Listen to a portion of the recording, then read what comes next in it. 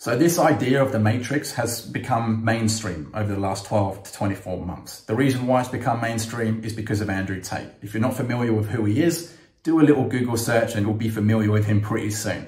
He's very popular. He's been popular, like I said, over the last 12 to 24 months. And he's brought this idea of the matrix into mainstream consciousness. And so I wanted to make this video to basically just put to bed the idea that you can ever escape the matrix. It's inescapable. I've seen a lot of people online claiming that they've escaped it and that they can help you escape the matrix. So I'm not really sure what people's idea of the matrix is, but if you believe that you're ever going to escape a system that has been around for at least 100 years, then you're dreaming. And I'm going to explain why right now in this video. So this idea of the matrix isn't actually new. It's been around for quite a long time. It's just that this word is now the most familiar word to describe the system that we live in. But the thing is, the matrix has actually been around since at least World War I. And I believe the victors of World War I and World War II were the ones that built this system, because typically throughout history, the people that won wars were the ones that built the system after. They say the victors of wars or the victors of battles are the ones that write history. And so this is why we live in the system that we're in today. It's completely different to the one before World War I. Just read a few history books and you'll see what I mean. Now, this isn't a history lesson on the matrix or anything like that. I'm not going to pretend I'm some kind of history buff or philosopher. I just want to give you an understanding of where things have come from, because the system that we live in has been built by certain people. And so that's why we live in this system today. It's because of the world wars. What you probably don't realize at the moment is that there is a war currently going on now, and it's happening underground, right under your nose. At least for the majority of people who don't pay attention. I don't mean a war under the ground as in under your feet. I mean a war online, a war for our minds. It's a cultural war as well as a spiritual war.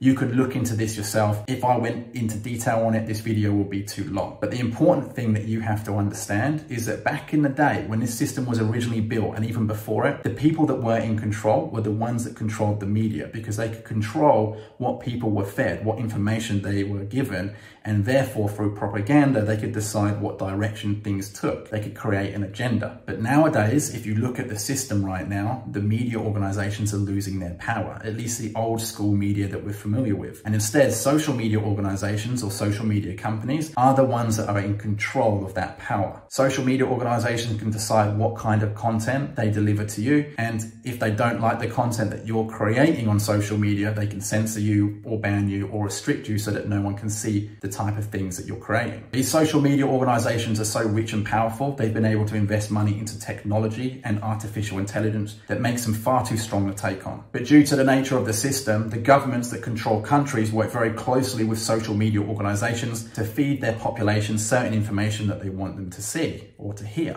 And so without even realizing it, no matter what country you live in, you're being fed certain types of information through social media as well as mainstream media that goes along with the agenda of that government or the higher powers above. These social media organizations are so powerful that they can control everything that you see, hear, or consume. They can control the agenda, they can control the direction of mainstream thinking.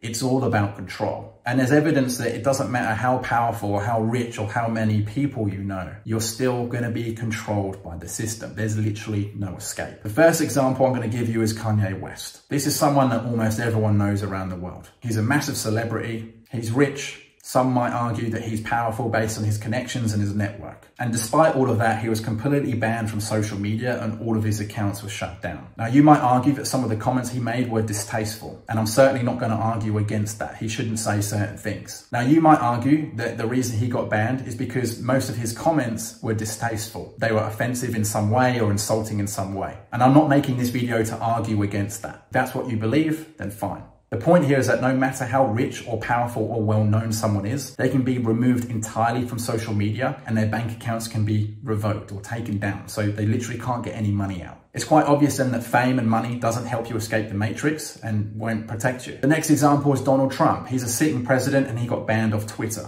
I'm not sure off the top of my head if he got banned off of any other social media platforms, but he definitely got banned off Twitter, and that was really the main social platform he was using at the time. Now, Donald Trump is a billionaire, far more richer than Kanye West. He's also far more well known. He was a massive celebrity before he became president. And I wouldn't be surprised if he knows more powerful people than Kanye West just because of the position he was in. I mean, if you're the sitting president, you're gonna pretty much know everyone. And yet, despite all of these things, he was still banned from social media. He was still censored in some way. And even today, at the time of recording this video, I believe there's investigations against him from the FBI or the police or, the governmental powers that be. And so despite all of his status, power, and money, he's still getting chased by the matrix. Now, most of us are never going to become billionaires, let alone become president. In fact, you're probably more likely to become a billionaire than you are to become a president. So what does that tell you? It tells you that you're not ever going to be able to escape the matrix, regardless as to how powerful, strong, rich, or well-known you are. Now, when I looked at these two examples, I thought, well, hey, what about if it's possible to get rich enough so that you can achieve some kind of location freedom or financial freedom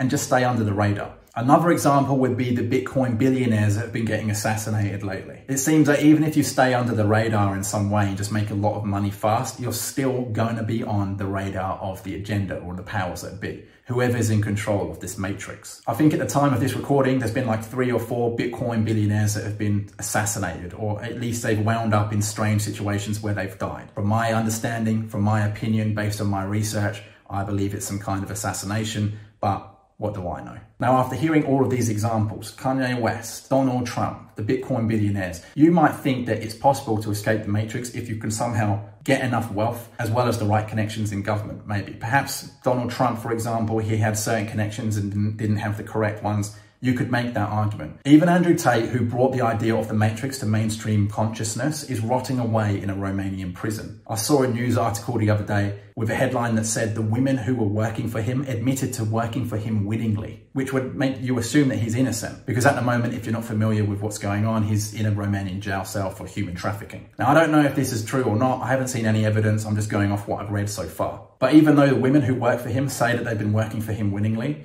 the people in charge of the legal process have basically said that they're lying. So all that really says to me is that it doesn't matter if you are right or wrong. It's just dependent on what someone else wants to say about you. So I don't really know how that makes any sense, but I'll leave it to you as the viewer to decide. If you have an opinion, let me know in the comments below. Now, I didn't make this video to publicly acknowledge my support for Donald Trump or Kanye West or Andrew Tate. I'm just using these as examples because I want to point out the fact that you will never escape the matrix. If someone wants to put you in a jail cell, it's going to happen. If someone wants to censor you from social media, it's going to happen, at least at the moment and until something changes. How that change is going to be implemented, I don't know, because it's going to have to completely change the system, and the people that are in power won't want to lose their grip on power. So I know that those examples in this video has probably put a downer on your whole dream of escaping the matrix, and I'm here to tell you that you can still achieve your dream of being location and financially free. You're just not going to be able to do it by breaking any of the rules. You see, if you want to achieve those two things, you have to do it within the rules of the system, and you can leverage the matrix in order to achieve your freedom. I mean, if you want my personal opinion, even if you are location independent and financially free in some way, you're still a modern day slave. But it's far better to be a modern day slave that can move around the world on a whim than one that's chained to a desk. The world is quite obviously going in a very weird direction. Like I said, sitting presidents are getting banned. Crypto billionaires are being assassinated. Celebrities are having their bank accounts shut down for their opinions. If you want to put yourself in a position of safety, the best way to do that is to achieve location freedom and financial freedom. It's better to be rich and mobile than it is to be chained to a desk, like I said. Now, from my point of view, I believe that location freedom has to come first. It's probably the easiest thing to achieve. You could be working for a boss, you could have a really good career, and you can still go out there and get multiple residencies, multiple citizenships, multiple passports. This at least gives you the option to move to different countries for work if something happens at the country that you're currently living in. Let's say a pandemic or a war or a financial crisis threatens your security where you're currently living. By having residencies, passports, and citizenships in different countries or in different places, you're able to move for your own safety. It also means if you don't like what's currently happening in the country that you're living in, perhaps your tax money is going to a cause that you don't quite agree with, it means that you can move somewhere else. Obviously, do everything ethically, speak to the right people in charge so that they can help you with your tax situation and all that kind of stuff. But the point here is that it's much easier to achieve location freedom than financial freedom because you don't have to be making a lot of money to do it. You don't have to have your own business. You don't need to be an influencer. You don't have to be making any money online in order to achieve those things. Start there. And then once you have the freedom to move around, then you can achieve financial freedom. That's at least based on my own perspective and experiences of the world. So if you don't like what I've been saying in this video, fight me in the comments. At least if you're going to present a different opinion or a different way of thinking, provide or present some facts like I have done here. But hopefully you've enjoyed this video. It's a little bit of a different spin to what I'm used to posting on YouTube. If you like this kind of stuff, again, let me know in the comments below. Like the video, subscribe to the channel. It will really help me with the algorithm, and I'll see you in the next one.